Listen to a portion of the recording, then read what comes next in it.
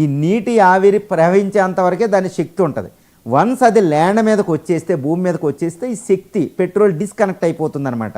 కాబట్టి అది శక్తిహీనం అవుతుంది. కానీ వన్స్ అది ల్యాండ్ మీదకి వచ్చినా ఈ ఛత్తీస్గఢ్ దాకా అది ప్రయాణిస్తుందండి, రాయ్పూర్ దాకా. దాని ప్రభావం వర్ష రూపంలో ఉంటుంది, గాలులు తగ్గుతాయి.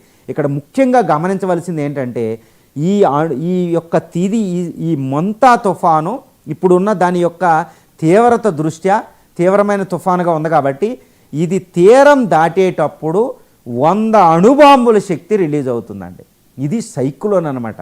ఫార్చునేట్లీ ఏంటంటే ఈ ప్రకృతిలో ఒక తుఫాన్ అనేది చాలా మంచి చేస్తుందండి. మనకి వరదలు రావడం, తుఫాను వల్ల జరిగేది ఏంటంటే వర్షం, తీవ్రమైన వర్షం, వరదలు, అదేవిధంగా ఉప్పెన్ లాంటివి, స్టామ్ సర్జ్ అంటారు, గాలులు, ఈ 4 రకాలు వస్తాయి.